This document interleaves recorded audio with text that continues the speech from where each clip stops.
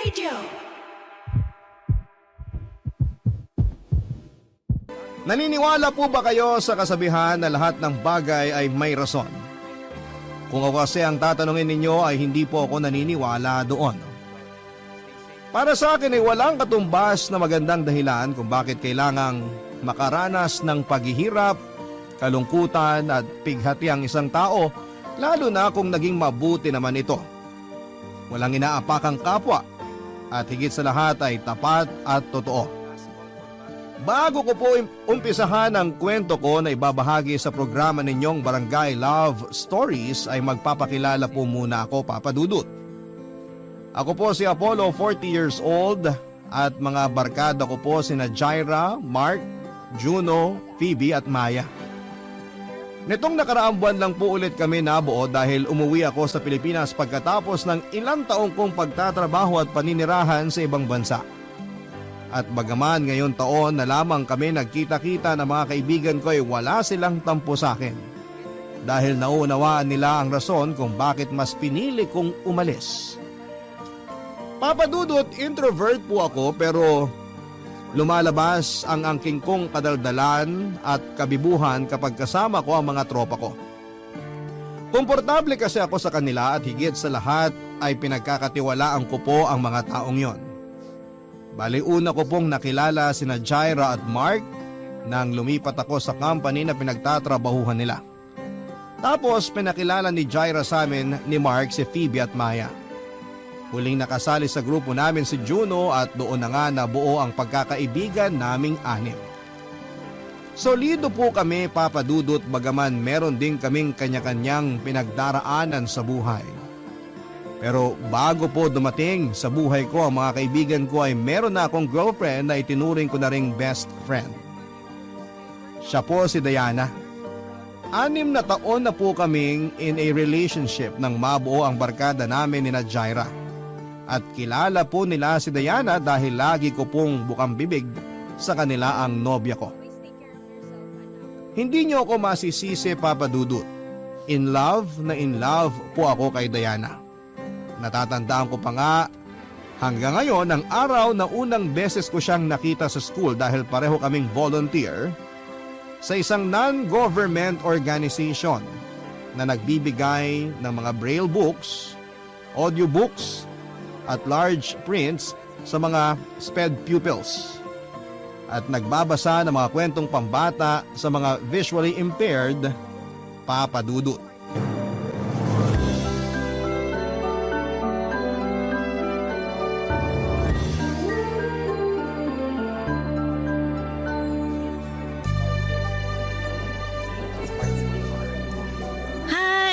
Ikaw si Apollo, di ba? Oo. Ikaw naman si Ate Diana? Yun kasi ang tawag sa'yo ng mga bata. Ay, sandali. Meron pa silang isang tawag sa'yo eh. Ate Ganda? Naku, conscious nga ako pag tinatawag nila ako ng ganun. Pero ang cute nila, no? Tinatawag nilang maganda at gwapo yung mga tao, hindi dahil binabase nila sa itsura. Since visually impaired sila, mas binabase nila sa pakiramdam kung maganda o gwapo yung kausap nila. Nakakataba ng puso pag galing sa kanila yung mga papuri kasi alam mong totoo at espesyal. Pero totoo rin naman na maganda ka. Ay, pulero ka ah! Hindi ah. Kumain ka na ba? May tinapay at juice pa rito. Gusto mo? Ayos lang, medyo busog pa naman ako. Mamaya na lang. Parang ngayon lang kita nakita. Naka-attend ka na ba sa mga ganitong event dati? Hindi pa. Mahihain kasi ako. Kung di lang ako in-invite ng chairman ng org na to, hindi ako makakasama sa event nila. Masaya naman pala. Nag-enjoy ako. Ikaw, regular volunteer ka ba rito? Oo, nagsimula ako 3 years ago. Ang ganda rin kasi ng advocacy nila kaya pinaglalaanan ko talaga ng panahon kapag may volunteer work sila para makasama ako. Marami na rin akong nakilala rito, yung iba naging kaibigan ko na. I hope maging magkaibigan tayo at sana makita kita sa next event. For sure, magkikita pa tayo ulit. Kasi natutuwa ako at nag-e-enjoy ako. Iba rin sa feeling kapag nagkakawang gawa ka. Uy, totoo yan. Sabi sa akin ng mama ko, hindi natin kailangang maging mayaman para makatulong sa iba. Yung presence natin at effort, sapat na para pasalamatan kanila. Tama naman, pero mas maganda pa rin kung mayaman tayo para marami tayong natutulungan. Gusto ko yung sinabi mo. In fairness sa'yo di halatang mahiyain ka. Naku, introvert talaga ako. Maniniwala ka ba kung sasabihin ko na introvert din ako? At pareho rin tayong mahiyain? Talaga? Pero ang galing-galing mo makihalubilo at makisama sa ibang tao. Paano mo nagagawa yun kung introvert ka rin? Pinapractice ko yung social skills ko. Basta i-expose mo lang yung sarili mo. Minsan ayos din na lumabas ka sa comfort zone mo para mag-grow ka. Yun kasi ang ginawa ko. Marami akong nakilala ng mga tao na masasabi kong nakatulong sa akin para matuto ng ibang bagay. At the same time, may natutunan din sila sa akin. Give and take kumbaga. Sa bagay, ako kasi kaunti lang mga kaibigan ko. Karamihan sa kanila nakatira na sa malayong lugar, kaya hindi na kami nagkikita-kita. Madalas ako lang mag-isa, hanggang sa nasanay na lang ako. Ayos yan, kasi ganyan din naman ako. Sanay ako mag-isa pero kayang-kaya ko rin pag may kasama. Hayaan mo, masasanay ka rin lalo kapag in-expose mo yung sarili mo. Sige, tatandaan ko ang sinabi mo. Para naman mag-grow din ako at matuto. At para ma-share ko rin ang mga nalalaman ko sa ibang tao, katulad ng ginagawa mo. Ang sarap lang sa pakiramdam pag natuturuan natin sila. Katulad ng activity natin kanina, tinuturuan natin yung mga bata na magbasa at makinig. Pero natutunan din natin sa kanila kung paano maging masaya sa mga simpleng bagay na meron sa buhay natin. Madalas nakakalimutan natin appreciate yung mga maliliit na bagay kasi busy tayo sa mas malalaking plano natin sa buhay. Wala namang masama doon, pero mas mabilis tayong mapapagod at mababurnout. Kaya pala lagi akong stressed lately. Kasi wala akong ibang inatupag kundi trabaho. Nakalimutan kong hindi lang pala doon umiikot ang mundo. Buti na lang talaga sumama ako sa volunteer work na to tapos nakilala pa kita. Medyo gumanang dibdib ko sa pag-uusap natin. Salamat ha. Bigla ka naman yatang nagseryoso. Pero salamat din nakakwentuhan kita.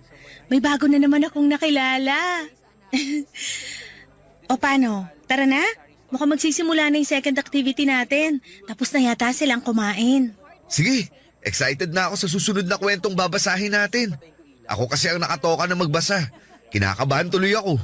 Hoy, wag ka nga. Yakang-yaka mo yan. Good luck. Tara. Modernong Maria Clara, ganyan ko po i-describe si Diana Papadudut. Bagaman may pagkamahinhin ay wala pong arte sa katawan ng girlfriend ko. Mabait din siya sa mga bata, mapagmahal kahit sa mga ligaw na aso't pusa. Malambing din ang boses niya kaya hindi kataka-taka na kinagigiliwan siya ng marami. Bukod doon ay sweet din siya at ang bonding namin tuwing linggo ay pagsisimba. Opo, relihiyosa si Diana. At noong nagkakilala kami at nagkakwentuhan ay naglakas loob akong hingin ang number niya para pwede pa rin kaming mag-usap kahit na walang volunteer ang NGO na sinasalihan namin. Binigay naman po sa akin ni Diana ang number niya kaya tuwang-tuwa ako. Nagsimula kaming magpalitan ng text messages at masasabi kong dahilan kung bakit ako napupuyat sa gabi. Pero wala po akong pinagsisihan, Papa Dudut. Nagtatrabaho po bilang executive assistant sa isang pharmaceutical company si Diana, Papa Dudut. May mga oras na sinusundo ko siya sa pinagtatrabahuhan niya. Parang para yayain kumain sa labas o di kaya manood ng sine. At habang tumatagal ang pag-uusap namin ay lumalalim po ang pagkakakilala ko sa kanya. At ang masasabi ko lang ay lalo akong humahanga sa kanya, Papa Dudut. Pareho po kasi kami ng values at moral lalo na sa pamilya. Importante sa amin na i-honor namin ang aming mga magulang dahil silang nagdala sa amin sa mundo. Kaya nga hindi katakataka na nahulog ang loob ko kay Diana. Kabado ako nang aminin ko pa nga sa kanya na gusto ko siya ng higit pa sa isang kaibigan at laking tuwa ko nang sabihin niyang pareho kami ng nararamdaman. Sinabi ko po sa kanya na gusto ko siyang ligawan, bagay na sinang-ayunan naman po niya. At kahit na wala akong masyadong alam sa panliligaw, ginawa ko po ang best ko para makuha ang matamis niyang oo, Papa Dudut.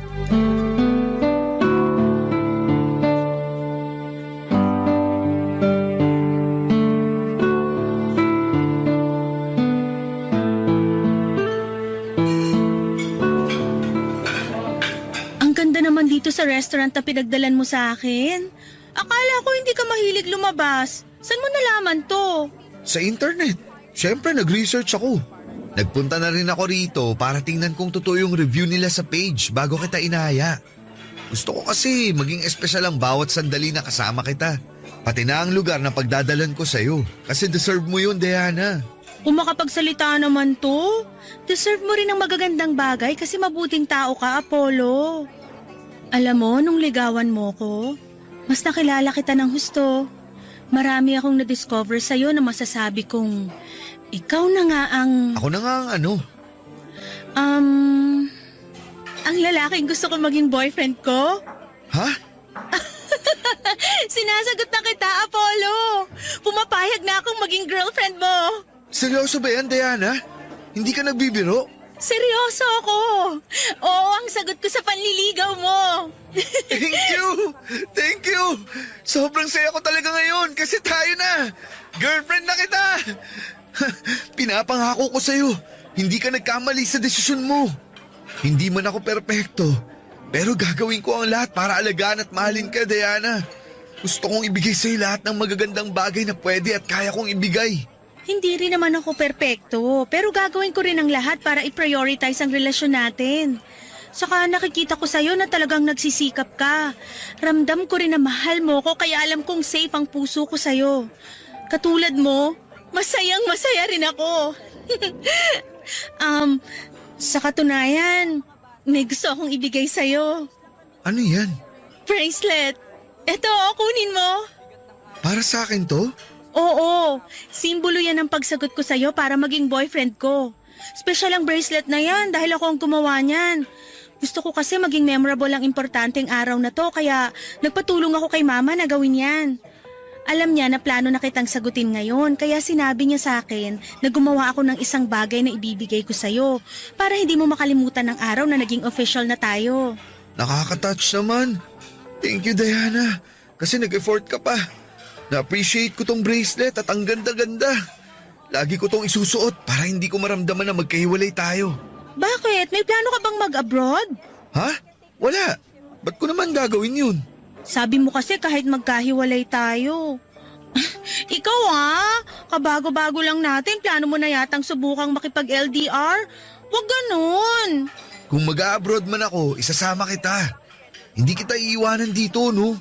Ngayon pa ba na girlfriend na kita? Dapat lagi kang nakadikit sa akin. Bawal kang mawala sa paningin ko. Kung pwede nga lang, itatali na kita sa bewang ko eh. Hoy, sobra naman yon.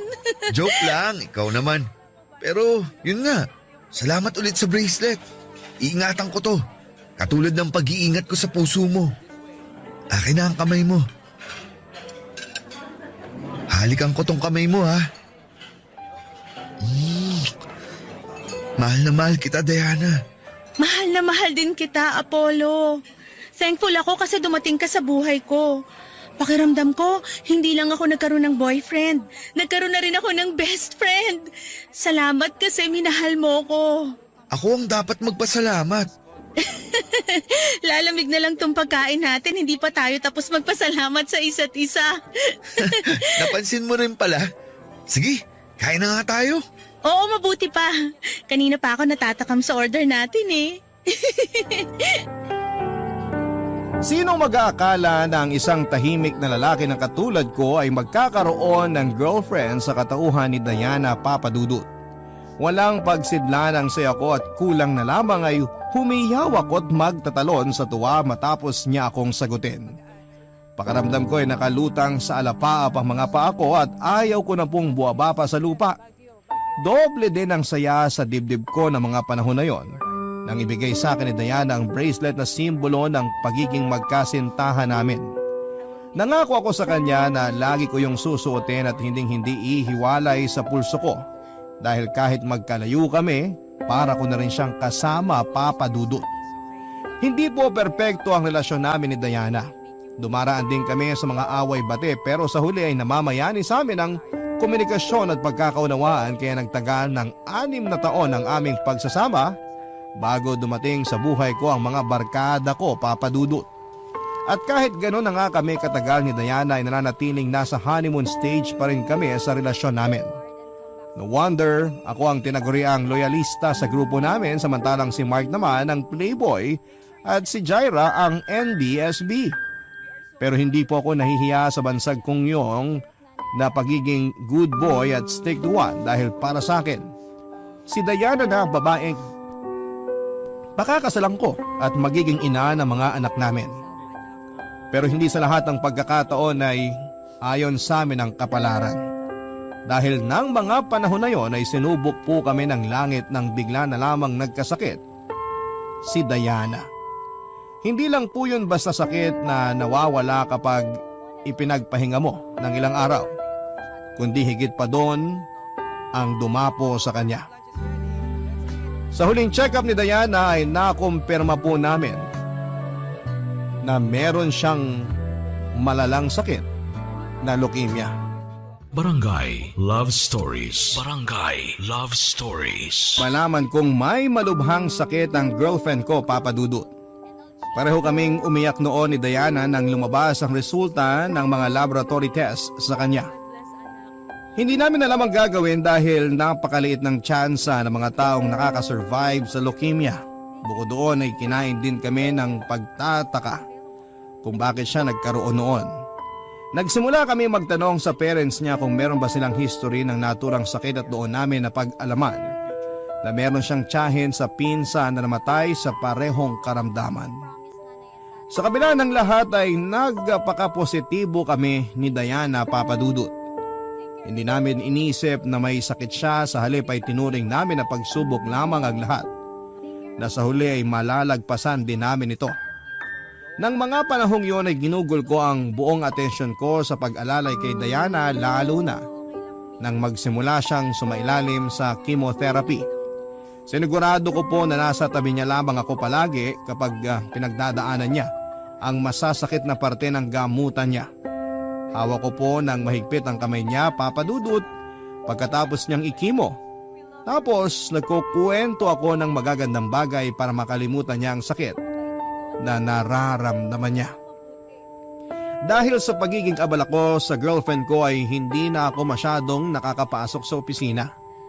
Naubos na rin ang leave credits ko kaya nagtitiis akong umabsent na walang bayad.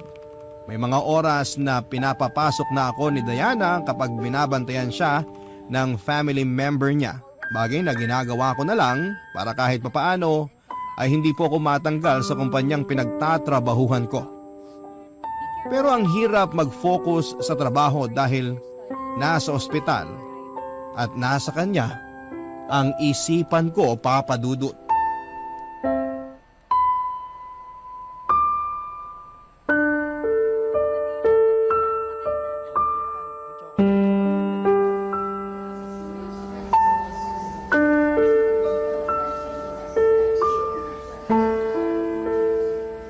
Nakakainis.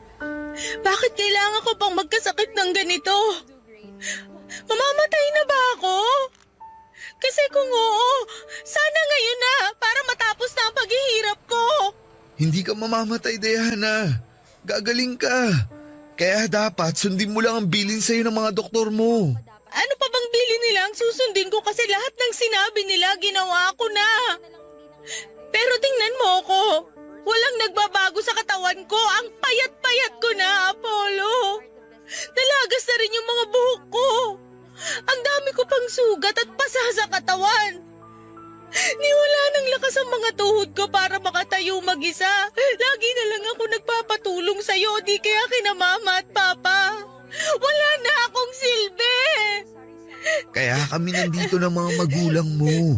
Para tulungan at alalayan ka, Diana. Hindi ka walang silbi dahil kailangan mo kami. Kailangan mo kami dahil may sakit ka. Naiintindihan ko na nahihirapan ka. Pero sana huwag ka namang magsalita ng ganyan. Huwag kang susuko kasi lahat kami umaasa na magiging maayos ka. Na malalampasan mo lahat ng to. Ayoko nang umasa para mabigo lang sa dulo, Apollo. Kaya huwag niyo nang lokohin ang mga sarili niyo. Nagagaling pa ako dahil imposible nang mangyari yon. Napakaliit ng tsansa na may makasurvive sa leukemia. Karamihan sa mga nagkakaroon ng ganitong sakit na mamatay.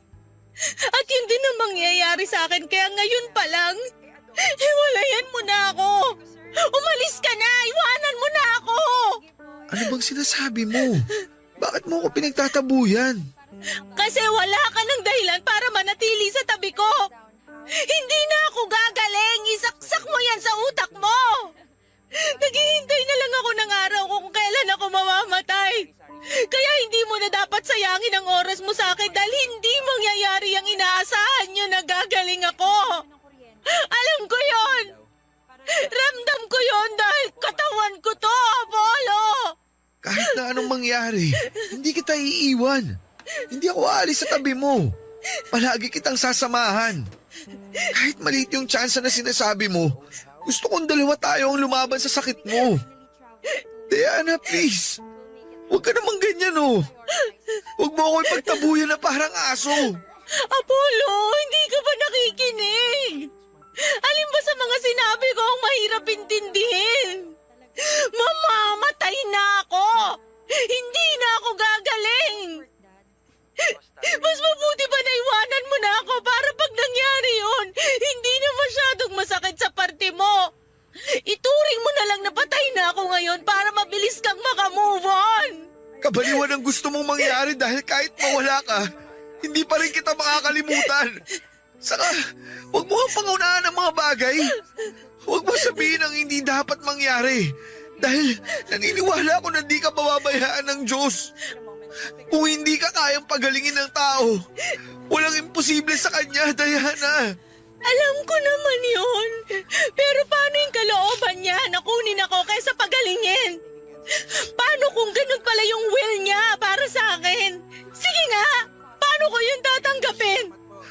Paano mo yun tatanggapin?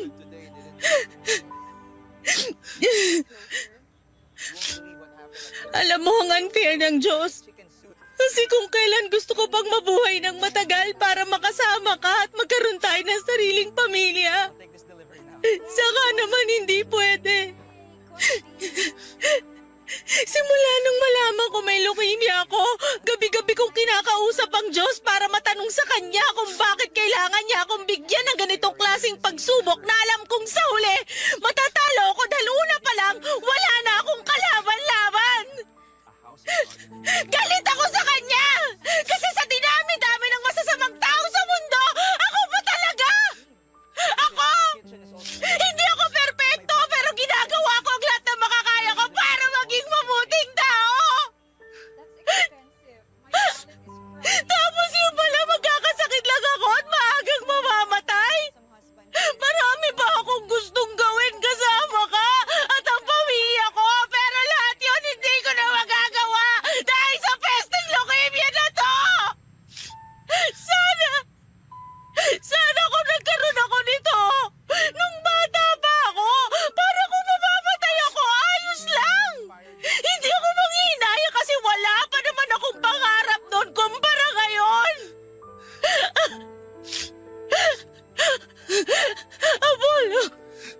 Apollo, natatakot ako! Ayoko magmamatay! Gusto ko pa kayong makasama ng matagal! Hindi ka mamamatay. Magiging ayos din ang lahat, Diana. Kailangan mong maniwala na gagaling ka. Kasi sinusunod mo naman ang mga sinasabi sa'yo ng doktor eh. Ginagawa din nila ang mga kaya nila para maging maayos ang kondisyon mo. Oo, medyo malabo pa sa ngayon yung pag-asa dahil maliit ang tsansa. Pero dapat pa rin tayong maging positibo. Huwag kang mag-alala. Hindi ako aalis sa tabi mo. Hindi kita iiwan kahit anong mangyari. Lagi kitang sasamahan sa laban mo. Kasi mahal na mahal kita. Kaya please, huwag mo na akong paalisin.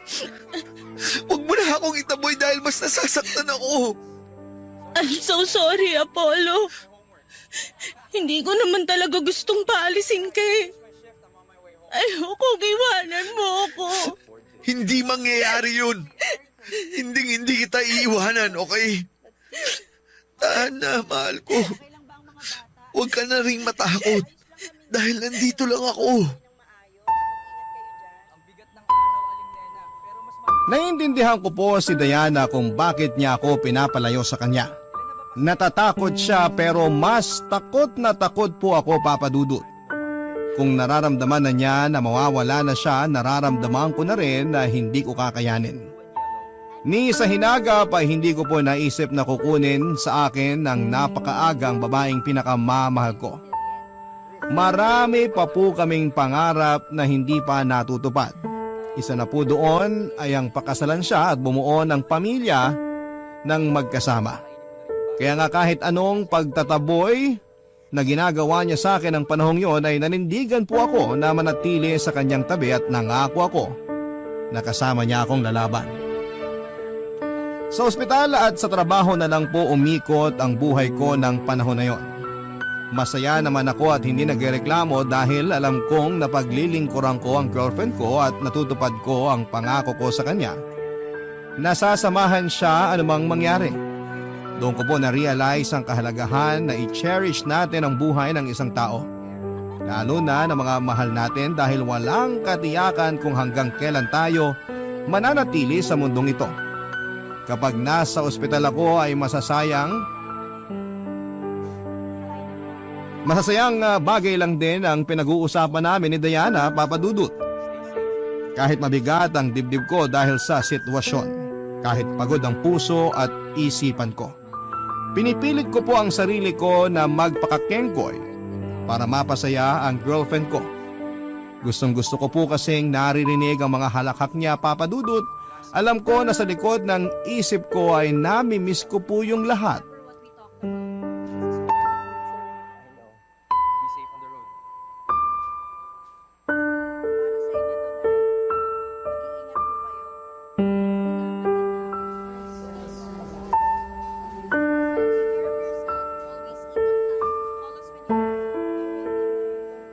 Apollo? Mahal, may kailangan ka ba? Nauuhaw ka ba? O nagugutom? Sorry, nakatulog pala ako. Ayos lang ako. Hindi ako nauuhaw at busog ako. Ayos lang din na nakatulog ka kasi puyat na puyat ka sa pagbabantay sa akin. Obligasyon ko na bantayan ka. Walang kaso sa akin yun. At masaya ako dahil nasa tabi mo ako. Masaya rin ako kasi nasa tabi kita. Ang swerte-swerte ko dahil ikaw ang naging boyfriend ko. Salamat, Apollo, ha? Maraming salamat. Walang anuman. Ikaw talaga. Kumusta? Hindi ka ba makatulog? Medyo. Kanina pa naglalayag sa kung saan ang isip ko eh. Baka naman malulungkot na bagay ang iniisip mo ha. Hindi ka talaga makakatulog niyan. Hindi malulungkot ang iniisip ko, puro masasaya. Gusto mo ba i-share ko sa'yo? Oo naman, sige. Kwentuhan mo ko. Iniisip ko na kapag gumaling ako, magpapakasal na tayo. Kahit ako na ang mag-propose kung wala ka pang balak. Anong isasagot mo kung sakali? Tinatanong pa ba yun? Siyempre, oo. Mabuti naman. Tapos, ano nang susunod na mangyayari? Bubuo tayo ng pamilya. Yung masayang masaya. Palalakihin natin ang mga anak natin ng magkasama. Tuwing linggo, sabay-sabay tayong magsisimba tapos pupunta kina mama at papa para dun kumain ng tanghalian. Sa hapon, papasyal tayo kasama ang mga bata. Tapos bago tayo umuwi sa bahay, papanoorin natin ang paglubog ng araw na magkahawak kamay. Lahat yun naiisip ko na. Nakakatuwa, di ba? Oo, nakakatuwa nga. Gustong gusto ko na talagang gawin ang mga bagay na sinabi mo, Diana. Hindi na ako makapaghintay na maging asawa mo. Pangako, paglabas mo rito, magpapakasal tayo. Pangako yan Kasi tatandaan ko yan, Apollo. Itaga mo sa bato. Kaya dapat magpagaling ka. Dapat magpalakas ka. Kumain ka ng mabuti. Matulog ng maayos. At sundin lang natin ang mga bilin ng doktor mo. Ayos ba yun? Oo naman, pero kung sakaling hindi na ako gumaling at hindi na natin matupad lahat ng mga sinabi ko, sana wag mo kong kakalimutan ha. Diana naman, ano bang sinasabi mo? Gusto ko lang magbilin hanggat kaya ko pa. Hanggat meron pa akong lakas na magsalita kasi ayokong umalis nang hindi nasasabi sa iyong mga to. Kaya hayaan mo na muna akong magsalita, Apollo. Ay, Mahal na mahal kita. Alam ng Diyos na ikaw ang lalaking gusto kong maging asawa. Pero kung hindi na mangyayari yun, piliin mo pa rin maging masaya. paano ako magiging masaya kung wala ka na? Parang ang hirap naman ang pinapagawa mo sa akin. Alam ko, pero hindi mo pwedeng itali sa akin ang sarili mo lalo na kapag wala na ako rito sa mundo. Dahil unfair yun sa'yo. Marami ka pang bagay na pwedeng maranasan. Huwag mong hayaan ang sarili mo na malungkot at magluksa habang buhay. Hindi yun ang gusto ko, Apollo. Gusto ko na piliin mong maging masaya. Kung kinakailangan mong magmahal ng iba, gawin mo. Sa kanya mo to pa rin ang pinangako mo sa aking pamilya. Kapag nag-promise ka na gagawin mo yon, ayos na ako. Panatag na ako. Ayoko, Diana. Ayoko umalis ka. Ayoko iwanan mo ako. Hindi ko kaya. Please naman, oh. Lumaban ka. Lumaban ka para sa akin. Para sa pamilya mo. At sa pamilyang bubuhay natin. Gustuhin ko man, pagod na ako. Hindi na kaya ng katawan ko. Pakiramdam ko sinusuko na ng katawan ko lahat ng gamot na tinuturok sa akin. Sobrang bigat na ng talukap ng mga mata ko, Apollo. Gusto ko na lang matulog. At huwag nang gumising kung makakaramdam lang din ako ng ganitong klaseng sakit. Sana naiintindihan mo ako. Sana palayain mo na ako. Hayaan mo na akong mauna, mahal ko. Si Diana na po ang babaeng gusto kong pakasalan, Papa Dudut. Nung unang beses pa lamang na nagkita kami ay sigurado na ang puso ko na tinadhana siya para sa akin. At alam kong tama ang desisyon ko na ligawan ko siya at naging ganap kaming magkasintahan. Sa paglipas ng panahon ay napatunayan namin na sigurado na kami sa isa't isa. Pero bakit kung kailan handa na kaming humakbang tungo sa panibagong pahina ng buhay namin ay bigla namang kaming bibigyan ng pagsubok na kulang na lang ay lumpuhin kami, Papa Dudut. Walang gabi simula nang malaman kong may cancer sa dugo si Diana na hindi po ako nagdasal sa Panginoon at nagmamakaawa sa Kanya na iligtas niya ang kaisa-isang babaeng mahal ko. Gustong gusto ko pong tumanda na kasama si Diana. Gustong gusto ko po siyang makasamang bumuo ng aming pamilya. Marami pa po kaming masasayang pagkakataon na pagdadaanan bilang mag-asawa, kaya malaking dagok po talaga ang pagkakasakit niya. Papa Dudut, umasa po kaming pareho na diringgin ng langit ang pakiusap namin kahit sa pinaka-imposibleng sandali. Nagagaling din si Diana at malalagpasan niya ang kanyang sakit. Na matutupad namin ang mga pangarap sa buhay ng sabay at magkahawak kamay. Ngunit sa isang iglap ay nagbago ang lahat. Nawalan ako ng pananalig sa Diyos nang hindi niya dinggin ang panalangin namin. Nawalan ako ng tiwala sa Kanya nang biguin niya ako matapos niyang bawiin sa akin ang babaeng mahal ko, Papa Dudut. Namatay po si Diana. Hindi na kinaya ng katawan niya ang lumulubha niyang sakit, kaya naman iniwan na niya ako. Nang araw na mawala siya sa akin ay hindi po ako makaiyak. Ang nararamdaman ko lang noon ay matinding galit at kagustuhan nasundan sa kabilang buhay ang babaeng pinakamamahal ko. Barangay Love Stories. Barangay Love Stories. Galit na galit po ako sa Diyos dahil kinuha niya sa akin si Diana. Ilang beses ko siyang tinanong kung bakit kailangan niya kaming paghiwalayin ng maaga sa buhay na ito samantalang wala namang kaming ginagawang masama. Naging tapat po kami sa buong panahon ng aming relasyon kaya bakit hindi niya kami kaya na suportahan at hinayaang maging masaya. Nang mga panahon na yon ay hindi pa rin po ako makapaniwala na patay na ang babaeng minamahal ko. Hindi ko matanggap na iniwan na ako ni Diana na hindi ko na maririnig ang malambing niyang boses at tawa. Hindi ko na makikita ang maamo niyang mukha o ni mararamdaman ang init ng kanyang mga yakap at halik. Iyak po ako ng iyak nang iburol siya at hanggang sa maihatid siya sa huling hantungan niya. Kasama po niyang inilibing ang puso ko noon, Papa Dudut. Hindi ko po alam kung paano magsisimulang muli at hindi ko maisip kung paano ipagpapatuloy ang buhay kong durog na durog ang puso. Doon ko na rin po napabayaan ang lahat, Papa Dudut. Simula sa trabaho, maging ang mga barkada ko. Naging malayo ang loob ko sa kanila dahil ang nasa isipan ko ng panahon na yon ay gusto kong mapag-isa. Napabayaan ko na rin ang sarili ko dahil lagi lamang akong nagkukulong sa kwarto.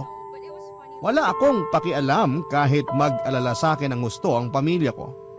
Ang nasa isip ko lang ng panahon na yon ay mamatay na rin ako para makasama ko na si Diana. Sa gitna ng pagluluksa ko ay isang kaibigan ang bumisita sa akin, Papa Dudut. At yon ay walang iba kung hindi si Juno.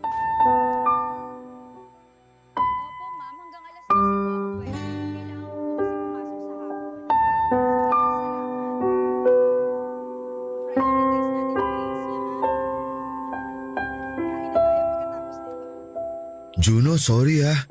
Hindi ko masyadong nasasagot ang mga text nyo ng barkada sa akin. Ano ka ba? Huwag ka masyado mag-alala dun. Naiintindihan namin ang pinagdadaanan mo. Sa totoo lang, alalang-alala kami sa'yo. Kaya pinapunta nila ako rito para kumustahin ka. Hindi nga lang namin alam kung tumatanggap ka na ng bisita. Pero nagbakasakali pa rin ako. Mabuti nga pinatuloy mo ako dito sa bahay mo at kinausap mo ako. Sakto ang dating mo. Naiinip na akong mag-isa. Kailangan ko talaga ng makakausap. Sakto, di ba? Yun talaga ang purpose ko kung bakit ako nandito eh. Hindi ako makausad, Juno. Nahihirapan ako mag-move on sa pagkawala ni Diana. Kahit na sinabi niya sa akin nun na gusto raw niya ako maging masaya. Parang ang hirap namang gawin nun. Paano ba ulit maging masaya kung wala na yung taong dahilan kung bakit ako umingiti at tumatawa? Paano ulit maging maayos kung alam kong hindi na babalik sa dati ang lahat? Pakiramdam ko, bumalik ako sa simula. Hindi ko na kilala ang sarili ko, Juno. Dahil sa pagkawala ng babaeng mahal ko. Alam mo bro, hindi ko sasabihin na naiintindihan kita kasi ikaw ang eksaktong nakakaramdam niyan. Pero alam ko na hindi talaga madaling mawalan ng mahal sa buhay, lalo na kung malapit sa puso mo. Pero bro, kung hihingin mo ang payo ko, ang masasabi ko lang, idaan mo sa proseso ang pagluluksa mo. Hayaan mong malungkot ang sarili mo dahil yun ang tamang pakiramdam eh. Kapag pinigilan mo kasi ang lungkot, may ipon yan sa loob mo. Tapos mabibigatan ka. Kaya ikaw din ang mahihirapan. Kung kinakailangan mong umiyak, humagulgol, magalit, sumigaw, gawin mo. Grieve at your own pace, ika nga. Iba-iba naman tayo ng paraan para makausad sa kabila ng mga pinagdadaanan natin sa buhay eh. Kung saan ka mas komportable, yun ang gawin mo. Huwag mong madaliin ang sarili mo na makapag-move on kung hindi pa kaya ng puso mo. Darating ka rin dun. Unti-unti nga lang muna sa ngayon.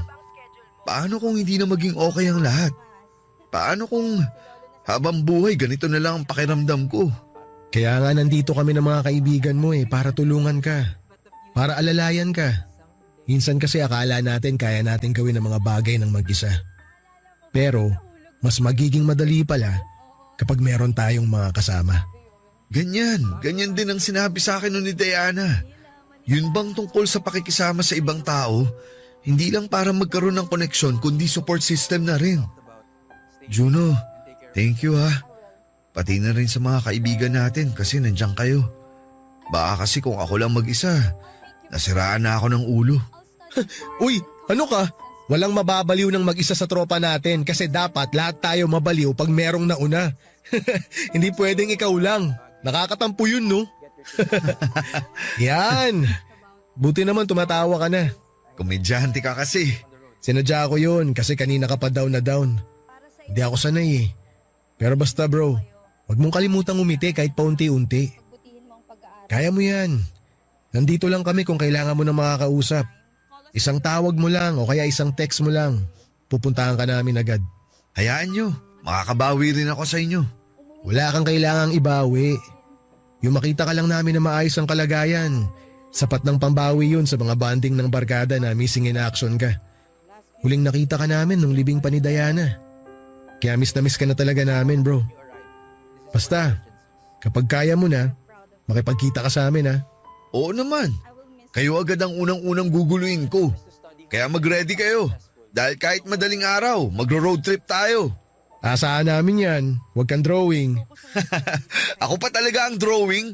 Grabe, nakakasakit ka ng damdamin.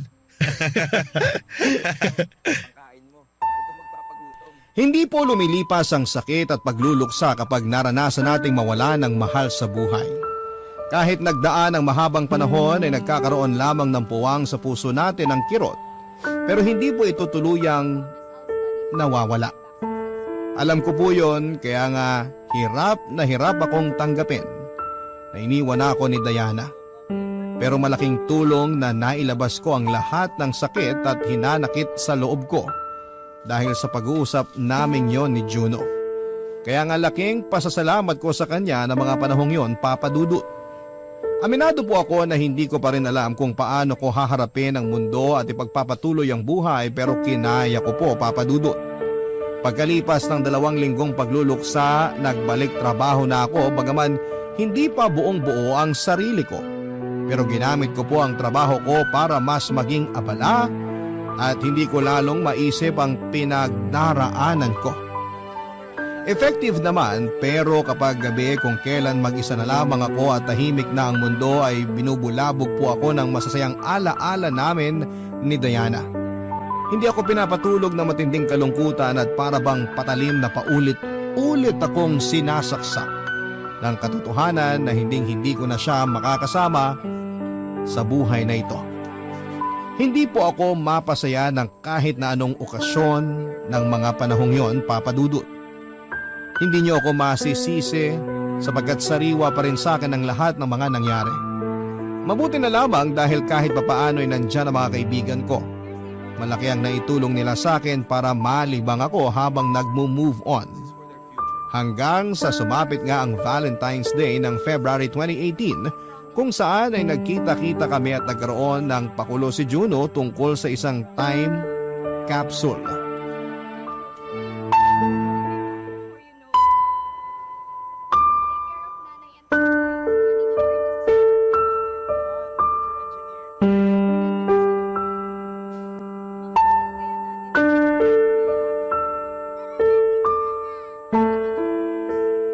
Anong nilagay mo sa time capsule? Yung bracelet na binigay sa akin ni Diana. Sinabi ko noon sa kanya na hindi ko ihiwalay sa akin ang bracelet na yun. Dahil kahit magkalayo kami, para ko na rin siyang kasama. Ibig bang sabihin yan, pinapalaya mo na siya? Hindi ko pa kayang palayain si Diana. Pero gusto kong magsimula ng panibagong buhay nang hindi na siya kasama. Pero hindi naman ibig sabihin nun, kinakalimutan ko na siya. Lagi pa rin siyang nasa puso ko at mga alaala namin. Pero ayokong ikulong ang sarili ko sa nakaraan habang buhay, Mark. Kaya hindi si Diana ang pinapalaya ko. Pinapalaya ko ang sarili ko.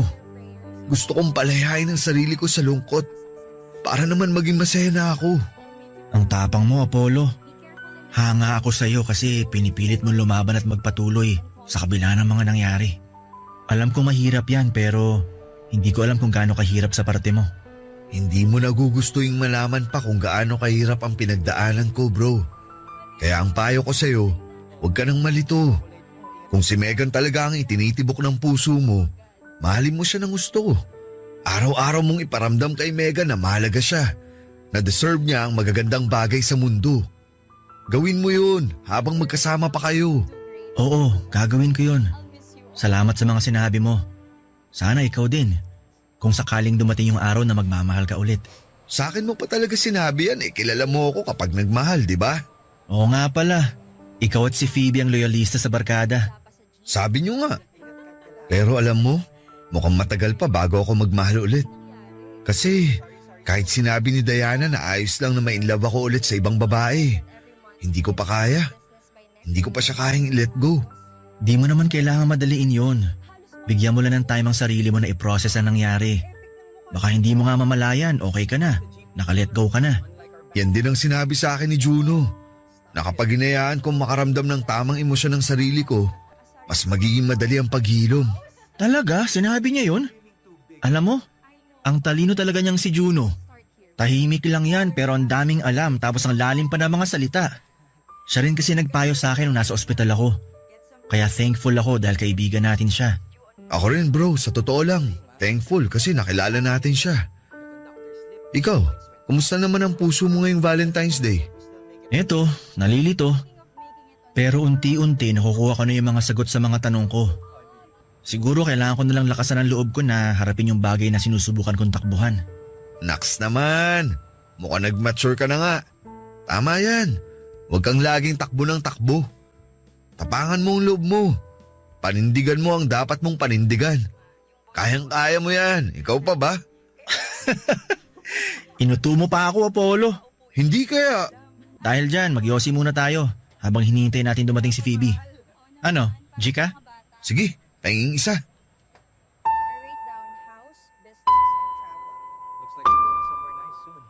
Kapag nawala sa atin ang taong mahal natin ay kailangan natin silang palayain. Kaya nga ang inilagay ko sa time capsule ay ang bracelet na ibinigay sa akin noon ni Diana matapos niya akong sagutin. Hindi po yon nangangahulugan, nakakalimutan ko na siya at ang masasaya naming alaala. Pero yon ang unang hakbang para matanggap ko sa puso ko na imposible na kaming magkatuluyan sa buhay na ito.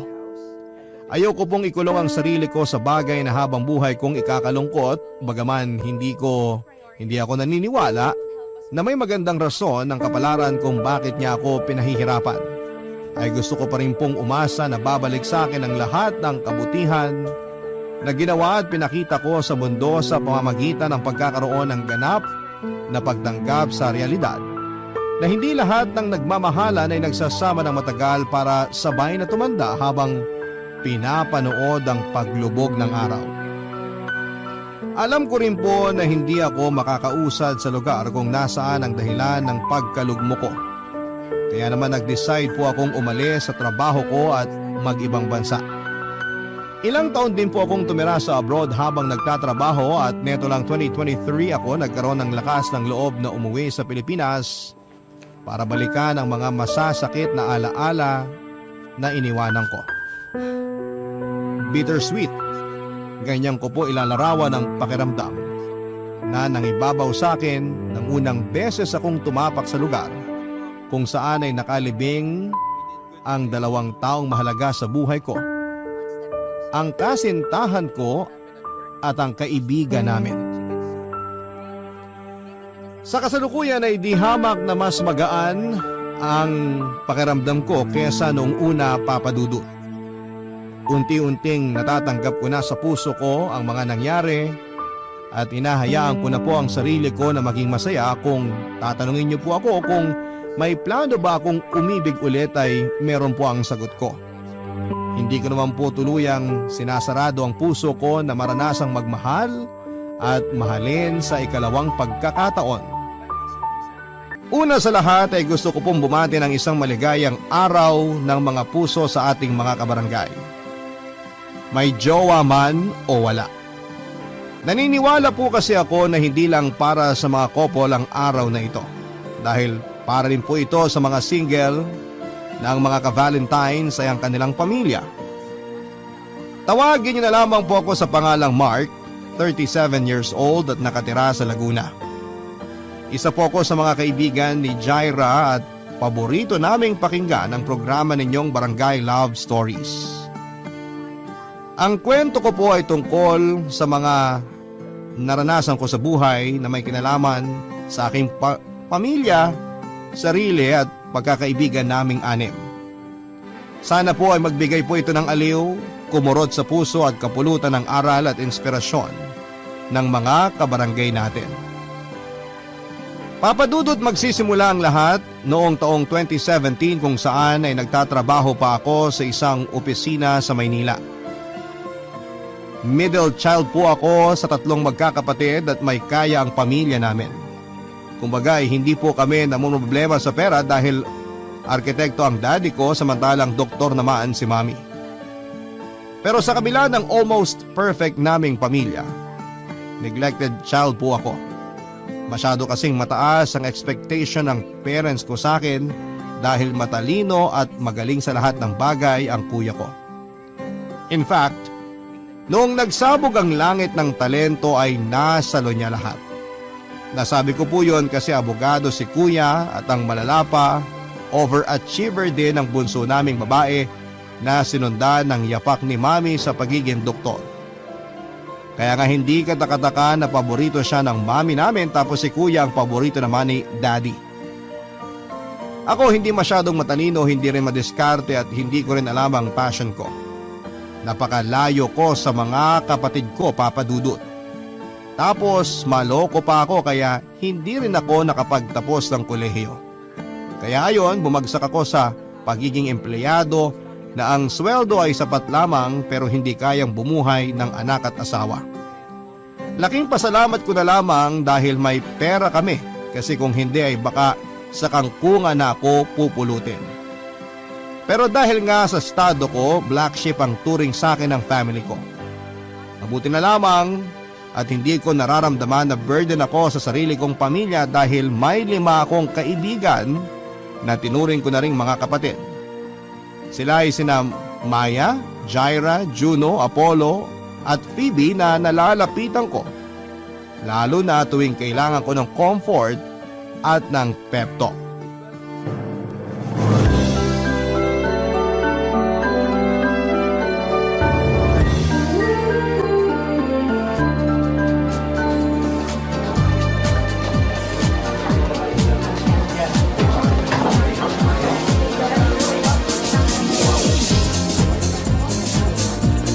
Hoy, dahan-dahan lang naman sa pag-inom. Baka mamaya gumapang ka na pa uwi. Sige ka, hindi kita tutulungan. Bahala ka dyan. Sobra ka naman. Parang wala tayong pinagsamahan ah. Hindi na ba ako malakas sa'yo ngayon porque... Oo, wag mo nang ituloy. Baliw. Basta, wag ka lang masyadong magpakalasing. Magtira ka ng pang-uwi natin kasi iiwanan talaga kita. Oo na. Sandali. Wala na ba talagang darating sa mga kaibigan natin? Wala na. Si Jaira kasama si Phoebe. May problema raw kasi yung kaibigan natin yun kaya kailangan ng karamay. Si Apollo nagbabantay sa ospital. Si Juno missing in action. Mabuti nga sumagot ka sa tawag ko eh. Buti rin pumayag kang samahan ako mag-inom ngayon. Thank you, Maya. Wala yun. As if naman kaya kitang tiisin tsaka hindi rin naman ako busy. Tapos gusto ko rin namang mag-unwind. Ay, maiba tayo. Bakit pala bigla ka nagyaya ng inuman? May problema ka ba? Hulaan ko. Family problem yan, oh. Kasi di ba? Hindi ah. Wala kaming problema ng pamilya ko. Nag-aya akong uminom kasi wala lang. Feeling ko lang makikipaghiwalay na sa akin girlfriend ko. Wala na rin kasi akong time sa kanya kaya madalas na niya akong inaaway. Wow ha? Wala kang time sa kanya kasi busy ka sa ibang babae, ganun. Uy, hindi naman. Loyal ako pag nasa relasyon. Kaso nakakasawa na siya eh. Ang demanding niya. Gusto kausap ako 24 oras. Kaya ayos na rin sa akin maghiwalay kami. Ang iniisip ko lang, ayoko mabakante. Ibang klase ka rin talaga, no? May hinahabol ka bang kota sa pagkakaroon ng mga babaeng dinedate?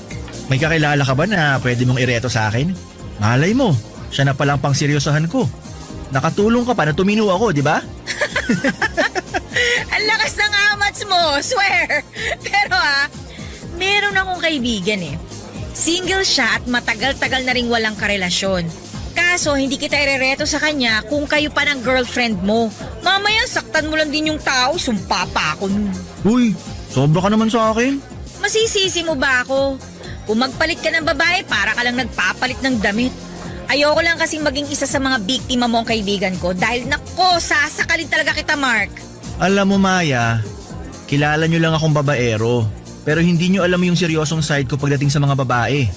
Oo, babaero ako. Pero di ako manloloko. Di ko sila pinagsasabay-sabay. Kaya nga interesado akong makilala yung kaibigan mo. Para dun pa lang, masabi ko na kung compatible kami. At huwag ka mag-alala. Dahil hindi ko naman siya agad aanuhin sa first date namin. Ha? Anuhin ka dyan? Napakasira ulo mo, no? Anong pangalan niya? Megan. Ganda ng pangalan. Malakas ang kutob ko na maganda rin yung kaibigan mo. Siyempre, no? Magugustuhan mo siya kasi pasok na pasok siya sa banga. Beauty and brains plus pleasing personality.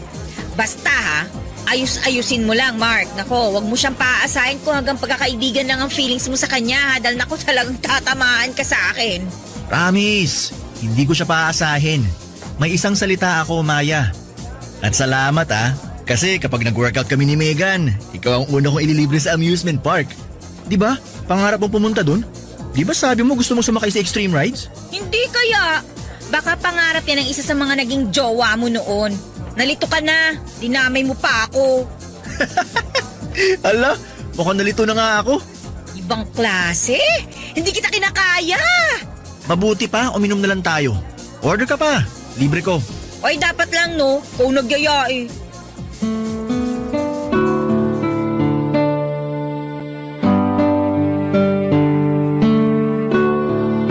Papadudot, kilala po ako ng mga kaibigan ko na may pagka-playboy.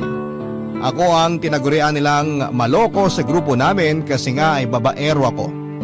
Hindi po ako proud sa alias na yon at sa katunayan ay hindi ko ginusto na maging ganon ang impresyon ng mga tao sa akin. Kaso pinangatawanan ko na lamang. Pero lahat naman ng bagay ay may dahilan kung bakit natin ginagawa, hindi ba? Sa kaso ko ay madalas kong hanapin sa mga babaeng nakakarelasyon ko yung pagmamahal na hindi ko kailanman naramdaman sa pamilya ko, Papa Dudut. Sa bahay kasi namin ako yung laging nakakalimutan o etsapuera. Kumbaga kahit na hindi ako umuwi ng ilang araw ay hindi ako hahanapin ng mga magulang ko. Kaya para ma-validate ang feelings ko ay nakikipag-fling po ako sa iba't ibang babae. Yun po ang nagsilbi kong defense mechanism para maranasan kong mahalin naman ng ibang tao kahit panandalian lamang. Sa kabila ng lahat ay hindi ako pang seryosohan na klase ng karelasyon. Pero nag-iba po ang ihip ng hangin matapos ipakilala sa akin ni Maya ang kaibigan niyang si Megan. Napakaganda po ni Megan, Papa Dudut. Para siyang anghel na buwaba sa lupa. Kung sa pisikal na usapan ay napaka-perfect niyang babae, nasa kanya rin ang mga katangiang tipo ko sa isang babae tulad ng pagiging morena, balingkinita ng pangangatawan, makinis ang kutis, mapupula ang labi at may magagandang pares ng mga mata. Ang lakas po talaga ng tama ko sa kanya, Papa Dudut, tapos may sense pa siyang kausap. Kumbagay, nadja-jive kami kaya nasabi ko sa sarili ko na siya na ang babaeng seseryosohin ko at hinding-hindi ko sasaktan.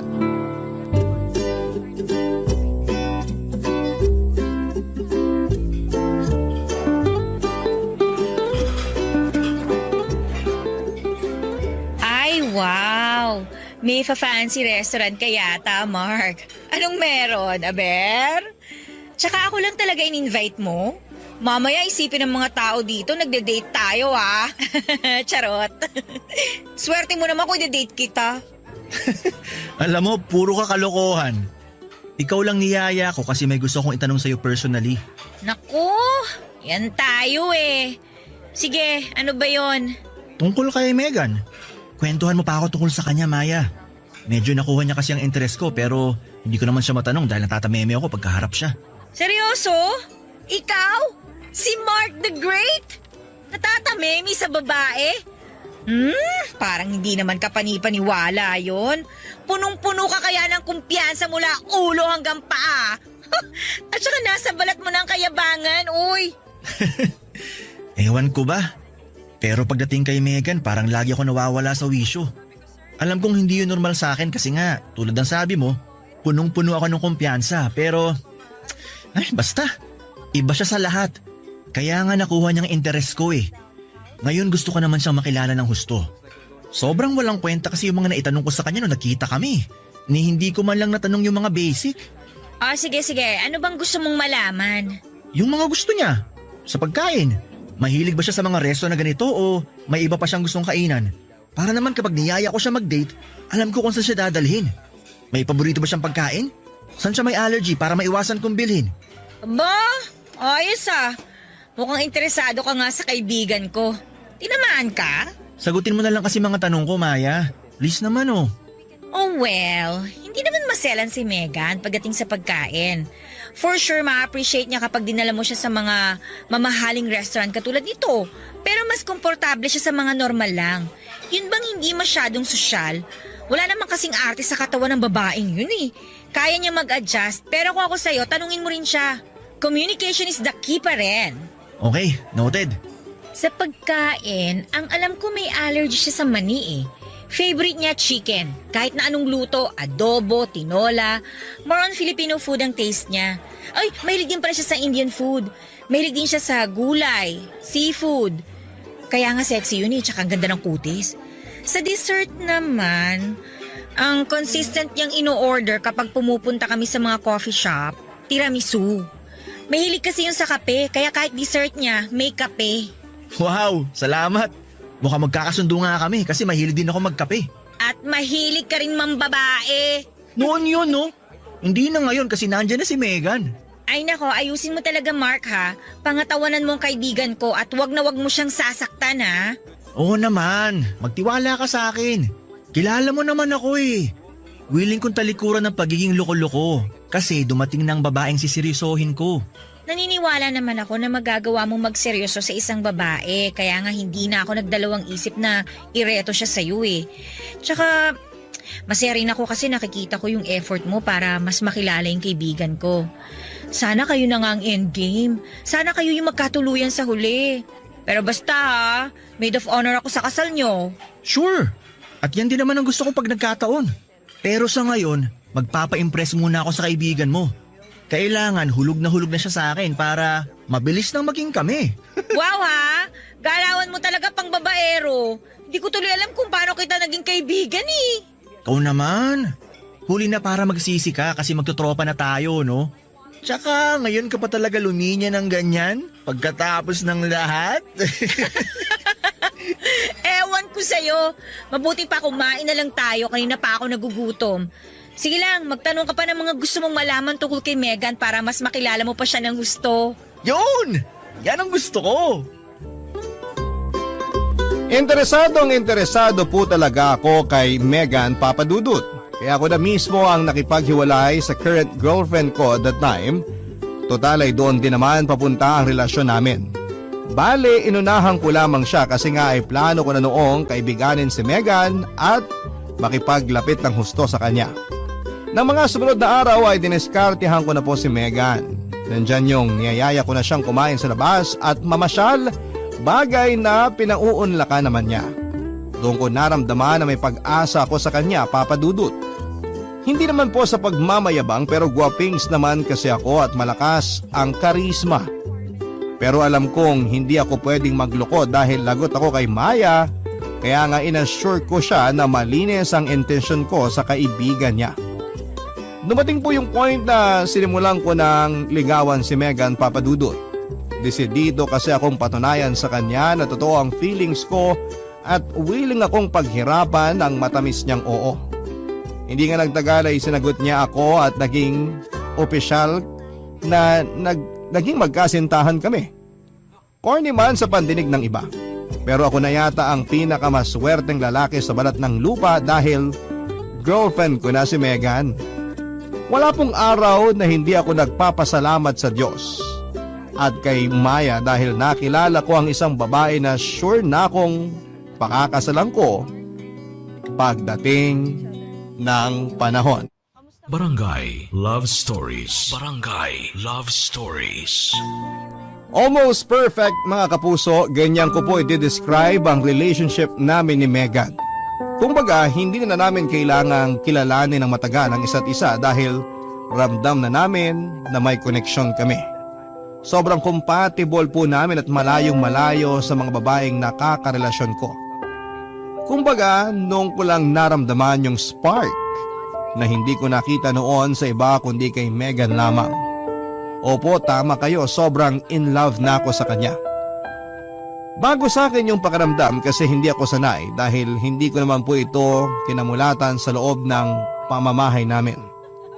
Kumbaga, nasabi ko na lamang sa sarili ko na capable po pala akong magmahal ng isang tao. At yun nga po ay sa katauhan ni Megan. Napaka-komportable po kasi niyang kasama. Hindi niya binabaliwala ang nararamdaman ko sa tuwing nagkukwento ako sa kanya, maliit man o malaking bagay. Sa bahay man namin o sa opisina. Pinakikinggan niya po akong mabuti at napaka-attentive niya, Papa Dudut. Hindi rin po mababa ang tingin sa akin ni Megan at ramdam na ramdam ko na mahal niya rin ako katulad ng pagmamahal ko sa kanya. Kapag binabalikan ko ang alaala ng una naming pagkikita hanggang ngayon ay kinikilig pa rin ako. Siyempre dahil masaya ako ng panahon na yon. Gusto ko po yung ibida sa mga kaibigan ko.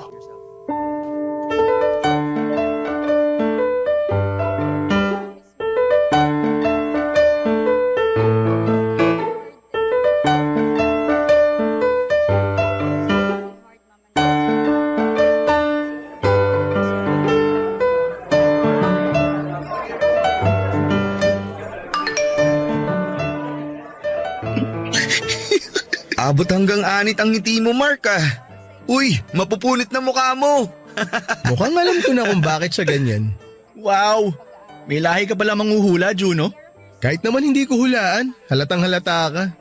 Eh ano ba kasi yun, Mark? Parang may gusto kang sabihin pero hindi mo naman masabi. Tsaka kanina pa namin napapansin ng ngiting wagas ka dyan sa kachat mo. Don't tell me may bago ka na namang babae ha, samantalang kakasabi mo lang sa GC natin, nakipag-break ka na sa jowa mo. Well, tama ka dun, Jaira. Nakipag-break nga si Mark sa girlfriend niya. Pero, tama ka rin dahil may bago na siya. Wow!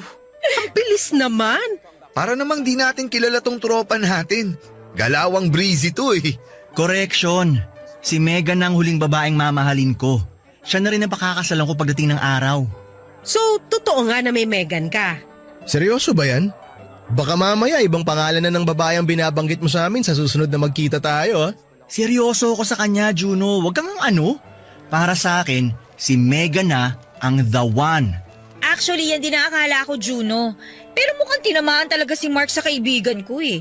Kaya nga sabi ko, kapag nagpakasal sila, kunin nila akong maid of honor. Sa bagay, malay natin. Maging katulad na ni Apollo tong si Mark. Yun bang loyalista at marunong makontento sa isang babae? Pero bro, good luck sa inyo ni Megan ha. Sana magtagal kayo. Salamat. Gusto ko rin talaga na magtagal kami. Mature na talaga ang kaibigan nating to. Bakit parang pinagsakluban ng langit at lupa ang itsura mo, Jaira? Di ka ba masaya para kay Mark at Megan? Ha? Ako pa ba? Ganito lang talaga ang itsura ko pero happy ako para kay Mark. Pareho pa sila ng initials ni Megan, meaning meant to be talaga sila. Bakit kami? Pareho din naman kami ni Mark na letter M ah. Meant to be naman tayo ah. Meant to be na maging magkaibigan. Tama ka na nga. Mag-focus ka na lang sa bagong M sa buhay mo.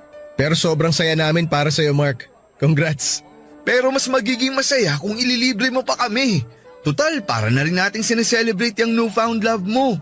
Sige lang, order lang kayo. Si Maya magbabayad. Hoy, ang kapal mo ah. Si Jaira daw may sagot. Layasan ko kaya kayo. May regla ka ba, girl? Ba't ang sungit mo? Baliw! Anong masungit? Imahinasyon mo lang yun. Maya, mabuti pa wag mo nang asarin tong si Jaira. Senyasan mo na lang yung waiter kasi o-order ako ng atsara. Nakakaumay si Mark eh. Kanina pang ngiti ng ngiti. Ay nako, iba na talaga ang in love. Tapos may ka-Valentine pa. Swerte mo nagkataon na may chicks ka ngayong Valentine's. Nako basta Mark, umayos ka. Si Mark pa ba? Never naman ako nawalan, no? Kahit undas, may love life ako. Ay naku, yabang talaga grabe. Ang hangin! Ganon. O di hindi ko kayo ililibre. Oy, charot lang, ikaw naman. Uy, say sorry to our Mark the Great na guys. Sayang ang libre. Sorry po, kamahalan.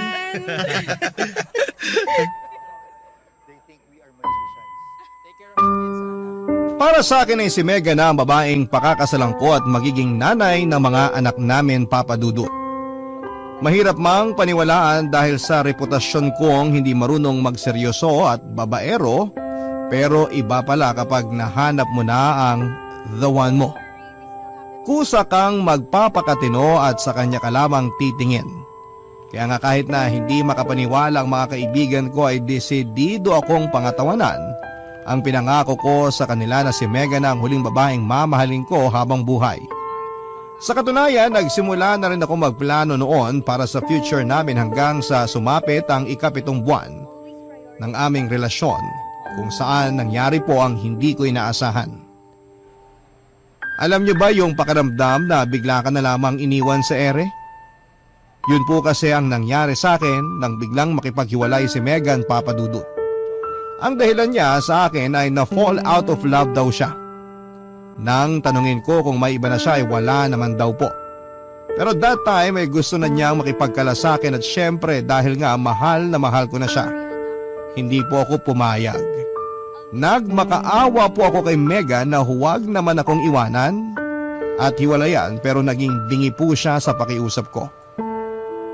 Doon na siya nagsimulang hindi magparamdam sa akin, Papa Dudut. Hindi ko na makontak ang number niya kaya nataranta ako at nasaktan na rin ako ng husto dahil sa pakiramdam na iniwanan niya ako. Pero hindi ko magawang ikwento sa mga kaibigan ko dahil ayokong maapakan ng ego ko. Ayoko ring isipin nila na may babae akong iniiyakan. Kaya si Maya na lamang po ang kinausap ko tungkol dito.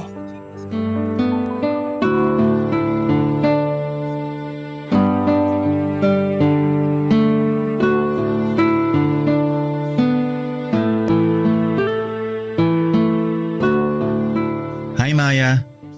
Busy ka ba? Medyo. Sandali. Ba't malungkot ang boses mo? Malungkot talaga ako. Sa sobrang lungkot ko, wala akong ganang pumasok sa office. Anyari sa'yo? Wala ka naman sakit?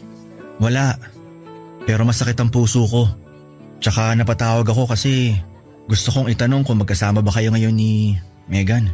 Hindi kami magkasama Sorry. Ano bang meron? Hindi ko kasi siya makontak eh. Nakablock na rin ata ako sa messenger niya. Hindi ko na alam ang gagawin ko. Para akong masisiraan ng ulo.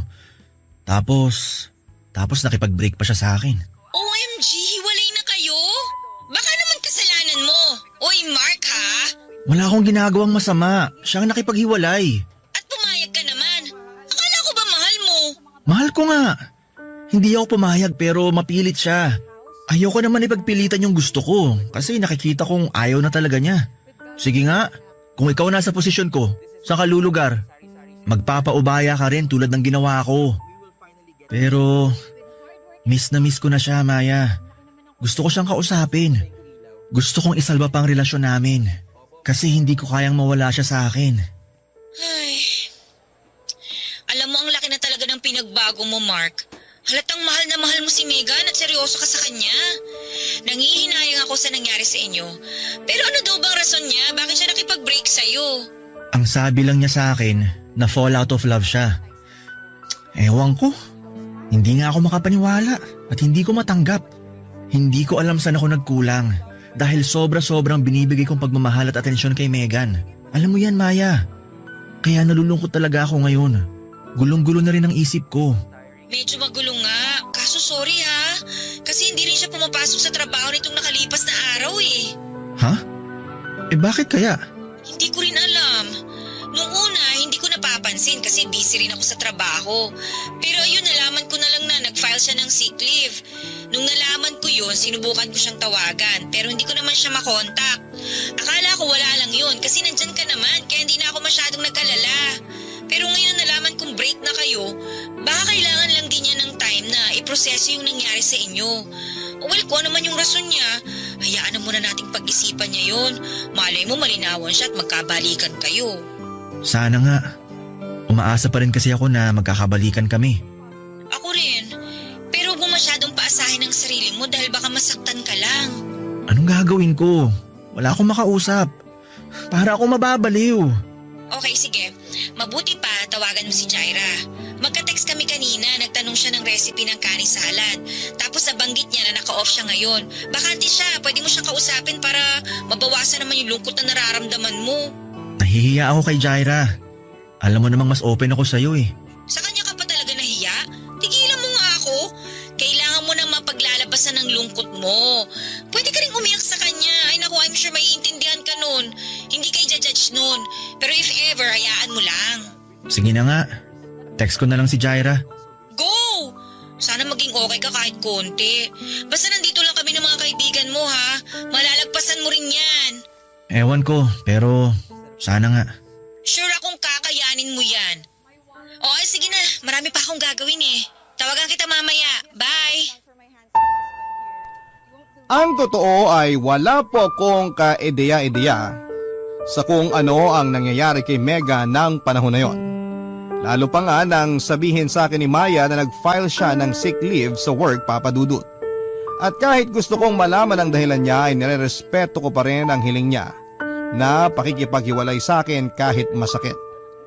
At dahil pakiramdam ko ay mamamatay ako ng araw na yon ay tinext ko po si Jaira dahil siya lang ang available ng time na yon sa mga barkada ko para damayan ako. Ang ending, nag-drive po ako papunta sa apartment niya at nag-inuman kami, Papa Dudut. Ikinuwento ko sa kaibigan kong yon ang lahat ng hinanakit ko sa relasyon namin ni Megan at sa pamilya ko. First time nga lang akong nakita ni Jaira na umiiyak at awang-awa siya sa akin, Papa Dudut. After ng inuman, natatandaan ko pa na nagpaalam na ako kay Jaira na uuwi pero dahil lasing na ako ay hindi siya pumayag. Sa katunayan, bilang kaibigan ay sinabi niya na doon na lamang ako sa apartment niya matulog. Bale, sa sala niya ako pinuwesto at nahiga ako sa may sofa. Pero hindi ako dinalaw ng antok ng gabing yon dahil mas nangingibabaw ang sakit na nararamdaman ko bunga ng paghihiwalay namin ni Megan. Kaya kahit may amads pa ako ng mga oras na yon ay naisip kong umalis ng walang paalam kay Jaira para puntahan si Megan. Miss na miss ko na po siya, Papa Dudut, at gustong gusto ko po siyang makita. Kaya wala na akong pakialam kung magmamaneho man ako ng lasing makarating lamang sa kanya. Kaya lang, dahil sa pagiging padalos-dalos ko, mag-isip ay naaksidente po ako, Papa Dudut. Barangay Love Stories. Barangay Love Stories. Ang kwento sa akin ng mga kaibigan ko ay bumanggaraw ako sa isang rumaragasang truck at inararo nito ang kotse ko. UP po ang sasakyan ko na nagpasirko-sirko pa bago sumalpok sa puno ng mangga. Mirakulong araw po na may pulso pa ako nang dumating ang ambulansya kaya naisugod pa ako sa ospital. Pero kapalit noon ay ang matinding damage sa katawan ko, Papa Dudut. Bali ang tadyang ko at mga buto sa braso, binte at hita. Marami rin akong pasa dahil nalamog ng husto ang katawan ko at malalalim na sugat gawa ng mga bubog na bumaon sa balat ko. Ilang araw din akong walang kamalay-malay kaya alalang-alala sa akin ang mga kaibigan ko, Papa Dudut.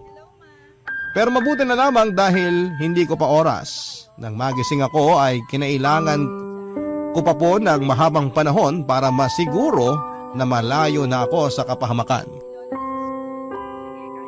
Marami po ako na-realize na mga panahon na yon at pinagpapasalamat ko rin sa Diyos ang second chance na ibinigay niya sa akin at iniisip ko na may dahilan kung bakit hindi pa ako namatay sa aksidenteng kinasangkutan ko. At yun po ang gabi-gabi kong tinatanong sa kanya. Hanggang isang araw ay sinagot niya ang tanong ko matapos magpakita ni Megan sa ospital para dalawin at kausapin ako, Papa Dudut. Doon niya sinabi sa akin ang totoong rason kung bakit kung bakit siya nakipaghiwalay sa akin. At kahit na matapos naming mag-usap ay gulong-gulo pa rin ako, Papa Dudut. Ewan, dala siguro ng trauma ko sa aksidente. Mga gamot na tinurok nila sa katawan ko o kung ano paman. Hindi ko po na-absorb ang sinabi ni Megan at naiwan akong tulala at nag-iisip.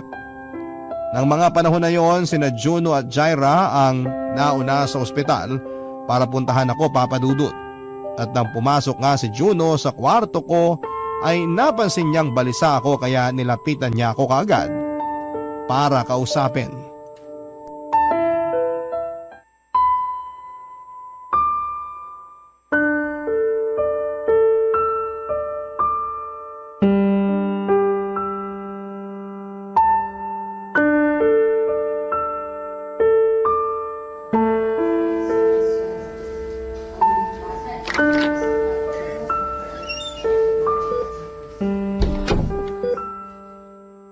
Kumusta na pakiramdam mo? Physically, masakit ang katawan. Emotionally, durog na durog. Ang totoo, nalilito ang puso ko ngayon. Bro, pwede ka mag-share ng problema mo sa akin ha? Alam mo naman makikinig ako. 'Di ba? Kung ikaw nasa sitwasyon ko, anong gagawin mo? Paano kung bigla na lang bumalik sa buhay mo yung ex-girlfriend mo para sabihin sa'yo yung totoong rason ng paghihiwalay nyo? Juno, buntis si Megan. Yan ang dahilan kaya siya nakipag-break sa akin. Natakot daw siya, nalito. At nung time na yon naiisip niyang ipalaglag ang baby namin pero nakonsensya siya kaya pinagpatuloy niya ang pagbubuntis. Ngayon gusto niya makipagbalikan sa akin para pareho naming mapanagutan ng baby. Pero natatakot ako na maging tatay kaya hindi ako agad nakasagot. Oo, alam kong anak kong dinadala niya. Kaso ano na lang sasabihin sa akin ng mga magulang ko pag nalaman nilang nakabuntis ako? Natatakot din ako at tinatanong kong sarili ko kung magiging mabuting ama ba ako sa baby namin. Kasi ganito lang ako. Ordinaryong tao na walang maipagmamalaki. Ayokong madismaya sa akin ng anak ko pagdating ng araw. Katulad ng pagkadismaya sa akin ng mga magulang ko. Nahihirapan ako. Nalilito. Hindi ko alam ang gagawin ko, Juno. Alam mo Mark, naniniwala ako na maiintindihan ng mga magulang mo ang sitwasyon mo kung sakaling pangatawanan mo ang pagiging tatay sa anak niyo ni Megan.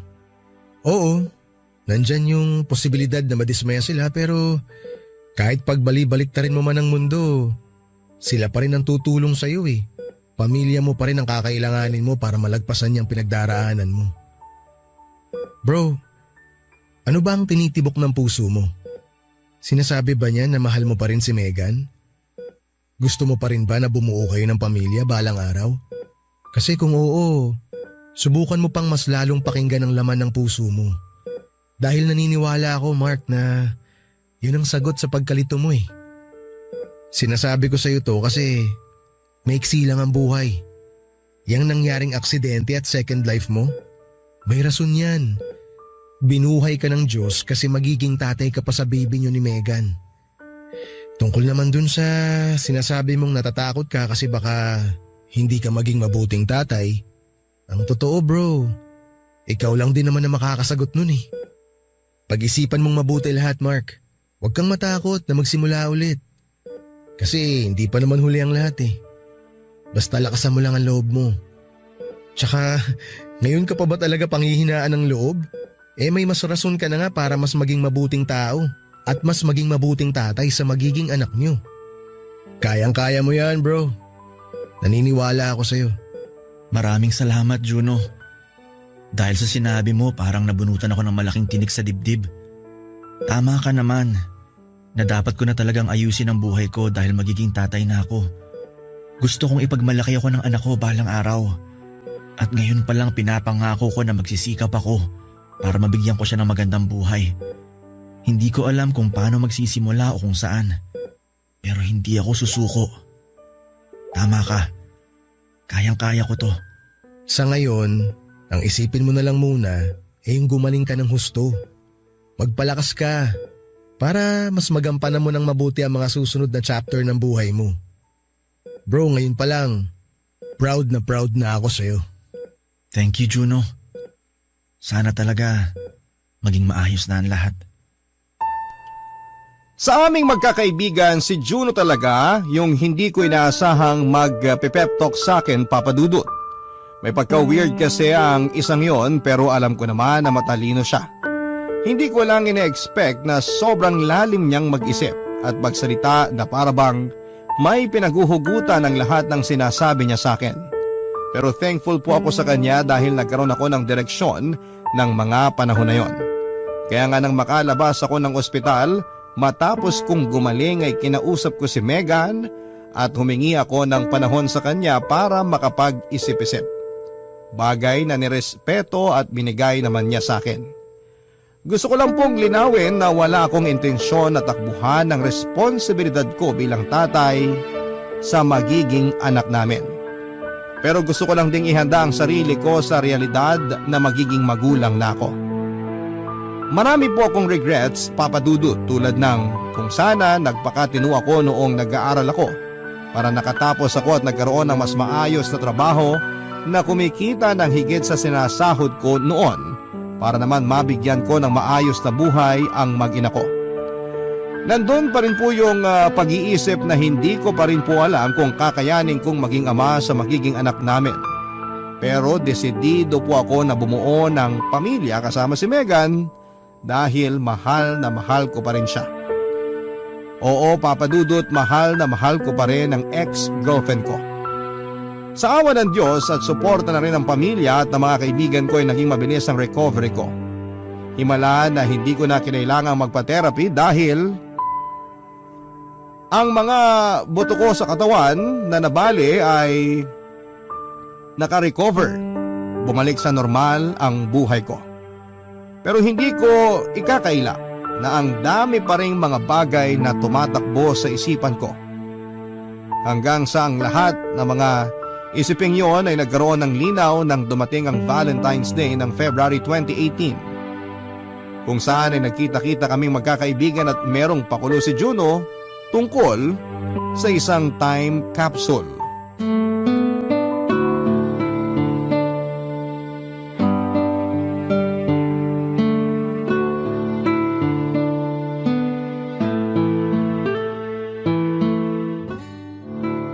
Hi! Kanina pa ba kayo? Medyo, pero okay lang. Kung late ka, mas late si Phoebe. Hahabol na lang daw siya. Bakit daw siya malilate? Okay lang ba si Phoebe? Hindi, pero sana maging okay siya. Anyway, idea ni Juno to kaya pinatawag niya tayo ngayon dito. Okay. Wait, anong gagawin mo dyan sa lata ng biskwit na yan? May laman bang biskwit yan? Pahingi nga ako. Walang laman to. Ay nako, kahit kailan talaga mukha kang pagkain. Sorry, nagbabaka sakali lang naman. So anong ang gagawin natin dito? Time capsule. Ano yun? Itong lata ng biskwit ang magsisilbing time capsule natin. Ibig sabihin, maglalagay tayo rito ng mga bagay na sumisimbolo sa current status natin na eventually may improve natin sa mga susunod na taon. Basta kahit na anong meron kayo dyan na feeling nyo importante sa inyo at sa future self nyo. Pwede nyong ilagay rito sa time capsule tapos ibabaon natin to. Huhukayin naman natin after 10 years. O ano sa tingin nyo? Okay yon? Wow, ang cute ng idea! Oy, game ako dyan! Ako rin. Teka, ano bang meron ako rito? Kahit kailan, ang dahil mo talagang alam na kakornihan, Juno. Lagyan mo na ng laman tong lata, dami mo pang sinasabi. Bakit ang pikon mo? Hindi kaya, dami mo lang kasing sinasabi.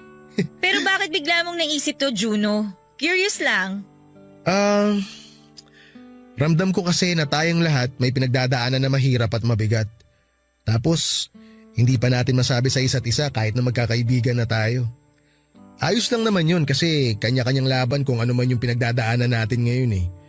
Kumbaga, tayo rin yung hahanap ng solusyon para sa problema natin. Gusto ko lang na pagkalipas ng ilang taon, may babalikan tayong bagay na masasabi nating hindi alaala. Tapos, pag nagkita-kita tayo, pwede natin pagkwentuhan kung ano yung nilagay nating mga bagay sa time capsule. Kasama na rin lahat ng mga realization at mga lesson na natutunan natin sa buhay. In fairness Ang ganda na naisip mo, Juno. Sabi ko naman sa'yo eh, wala ka lang bilib. Pakiramdam ko bumalik ako sa pagiging high school. Di ba uso tong mga gantong time capsule noon? Oo, patok nga yan nun. Excited na tuloy ako sa mga mangyayari sa susunod. Kahit na walang kasiguruhan ng buhay. At mas madalas natatakot tayo sa mangyayari bukas. Ang lalim naman ng hugot mo, Apollo. Ano? Akala mo ikaw lang ang imotero rito? Tama, pareho kayong madrama. Grabing mga lalaking to. Hindi ko kayo kinakaya ha. Mas maarte pa kayo sa aming mga babae. Uy Maya, wag mo akong dinadamay dyan ha. Sina Apollo at Mark lang ang imotero sa barkada. Ang daya nito. Imotero ka rin naman ah. Walang iwanan. Hindi naman ako mangiiwan eh. Magkakasama tayo hanggang dulo.